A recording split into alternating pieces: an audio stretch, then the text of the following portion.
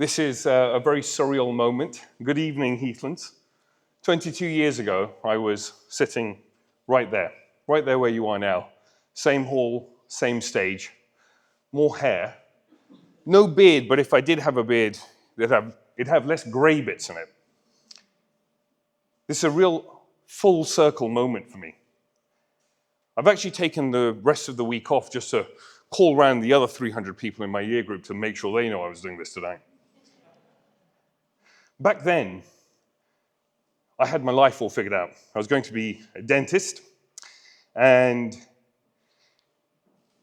if you told me that I was going to be coming here tonight to give this speech, I would have laughed at you. I wanted to be a dentist because of the big house and the shiny car. You know, it was going to be easy. In the summer between year 11 and sixth form, I changed my subjects. I thought being a dentist would have been cool because of where I did my work experience. And the chap that was working there, he was a very cool guy, had a very nice car, and truth be told, a very pretty girlfriend. But I had no real interest in rummaging around anyone's mouth for a living. Something suddenly dawned on me over that summer, and I changed my subjects. I moved them from the sciences to more business-related subjects. Now, obviously, the hardest part of this whole thing was sitting my parents down and saying, hey, so I don't want to be a doctor anymore, but I want to do something in business, whatever that means. Now, I grew up in an immigrant family, and until I was 22 years old, the only trips that I had taken were back to our little village in Punjab. No Ibiza, no Marbella, just Punjab. I knew more about cows than I did British kids. And at home, my mum spoke very broken English, and as a teenager, I used to cringe. You know that feeling of embarrassment? Back then, your friends didn't text you, they called you on the landline, and my mum would have picked up and shouted for me in Punjabi, which was extremely embarrassing. But my mum was building a whole life, brick by brick, in a language that wasn't hers. And what I thought was embarrassment back then was true resilience. And it takes more grit to do that than any exam that you'll ever sit. Being part of an immigrant family has lots of things associated with it. Firstly, you're really different. Even today, when I'm sitting with people, I often feel like an alien because a lot of the popular culture that we grew up with goes over my head. It meant that the expectations in my life were different. I had to prove myself to my family, to my parents. They'd taken this huge leap and travel across seas to settle here. They built a base. Now I had to do something that I could call my own, something that would turn heads. And that held a huge weight that I had to carry. It meant that you didn't always have the things that you wanted. The newest trainers, no. Mufti day, oh, horrible. The thought of coming into school with a random top that I got for my birthday that was 2 sizes too big for me and literally nobody knew about, well, you guys know how embarrassing that must have felt. Today, we talk about entrepreneurship like that's a thing. It's a vibe. There's a whole billion-dollar industry and socials for it. But when I was growing up, you were just called a hustler. And it didn't have that cool connotation that you know of today. It was a bit mucky. It wasn't serious. But for me, I was pretty clear that after my first business, this was the road for me. What was my first business, you ask? I was 10 years old. I was selling Ryan Giggs posters in the playground. The profit margins were incredible. Until the teacher shut me down. And that's lesson number 1. Regulation ruins everything.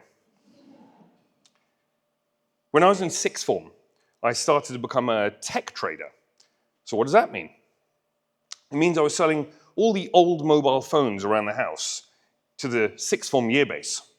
But I had a supply issue, so that stopped. Then me and a friend of mine who were into martial arts had some equipment at wholesale prices. And I went to all of the corner shops around the school, and I started to talk to people there And I remember we sold some equipment and made £1,000 in profit each. I mean, £1,000, it literally was all the money in the world. I felt like we'd won the lottery. Now, later that summer, after Heathlands, I worked at Gate Gourmet. And back then, they used to package food that you get on the airlines. I worked there for 1 month. I made £1,000. I worked really hard.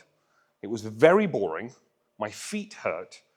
And I realized then that working for somebody else was not for me. Entrepreneurship, I was hooked. By 20, I thought I was basically a property mogul. And I was planning to buy up Budapest using my student overdraft. The market collapsed before I did, and thank goodness that happened, because otherwise I'd probably be living in a half-finished Hungarian car park in my own very car right now. And lesson number 2, therefore, is timing matters. At 21, I had my first proper job, first and only proper job. That lasted 8 months, 8 months. I knew that I wasn't built for clocking in and out. And sometimes you feel that itch, that restlessness. You must listen to it. At 22, I opened an Italian restaurant in Richmond. At 23, a tea room in Richmond. At 24, I rebuilt the restaurant. Now, here's a confession, that every pasta I had eaten before that Italian restaurant had Indian masala in it. So imagine this, spaghetti bolognese with garam masala. Gordon Ramsay would have fainted and woken up swearing in Punjabi. Lesson number 3, business is difficult, but if you keep moving, you figure it out. What I learned when I was in Richmond was that fancy folk were really different to me. They spoke differently, they watched different things, they spoke about different things. I really had that Hounslow twang, dropping the T's and the D's, but I realized that I was very good at something. I was very good at copying. So I started to relearn how to speak, how to engage in the art of conversation. I started to hang out in different places. Restaurants that had 2 forks. What the hell is that about? Which one do I use first? And FYI, outside in. I started to learn soft skills. I actually really obsessed over it. I had okay grades, and through my A-levels, I had a huge crush on a girl, so I screwed those up. And then I went to uni and forgot to wake up for the lectures, so that didn't go so well. But I carried on learning people, how to speak to someone, how to make that random person, Morrison's my friend, before the shopping trip. I gamified it. The worst was when I got on the dating scene. When I was meeting my girlfriend's parents for the first time, they invited me to a very fancy Japanese restaurant. And to clarify, I had never eaten sushi before prior to this, not with or without garam masala. So I went home, and I went onto Google and I typed, how to use chopsticks. Didn't know. And I practiced with pencils, like a man training for the Olympics of humiliation. By the time the date came, I just about pulled it off. Lesson number 4 is you don't need to know everything. You just need to learn fast. By 26, I jumped into home care. Within 7 months, I was nearly broke. Payroll was looming, staff needed paying, the council hadn't paid me. That's when you find out what true entrepreneurship is. It's not Instagram quotes. It's not fancy business cards. It's payroll. It's staring at the bank balance and thinking, oh God, now what? And then figuring it out. And lesson number 5 is at the moments that you think you are finished, you're often just getting started if you keep moving. By 30, I sold that first care business. At 32, I founded Walfinch. I didn't just want to build a business. I wanted to build the biggest operation in the UK, and maybe even the world. Today, Walfinch has almost 40 offices. We'll do 20 million in revenue this year. A book, a podcast, a vision that's still growing, as am I, and I'm still moving. Now, let me be honest with you. I was never the smartest in school. I was average, educated, fine. Nothing special.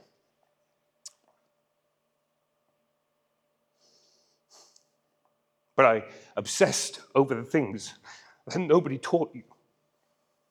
Soft skills. I consumed podcasts, books, everything that I could. I met people. I went to networking events. I said hello. I shook hands. I followed up every single time. Brick by brick. I built relationships. People taught me and I learned. I gave back and I carried on. Because life is selling. You're selling yourself when you're on that first date. You're selling yourself when you're at that first job interview. You're selling yourself when you pitch for an investment. Grades might open the door, but let me tell you, your soft skills, they're the thing that'll keep the doors open. So here's a few lines I want you to remember, Heathlands. Stop trying to be perfect. Start practicing being persuasive. People don't buy the best product. They buy the best story. Your accent, your background, your awkwardness, that's not your weakness. That's your weapon. Wealth isn't built from Apple shares. It's built by people focusing and obsessing over their passion. So whatever you do in life, love it. Be passionate about it. The wealth will come both in finance and the richness of life. If I was advising my 17-year-old self, I'd tell that Amrit, don't spend the next 10 years working. Spend it learning. Find mentors, people that are doing what you want to do, living how you want to live.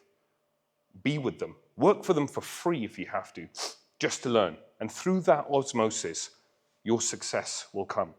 So here's what I want you to take away, Heathlands. 22 years I was here. Immigrant kid, average student, unsure of everything.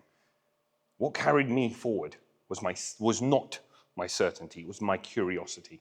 Not perfection, but progress. And above all, my soft skills.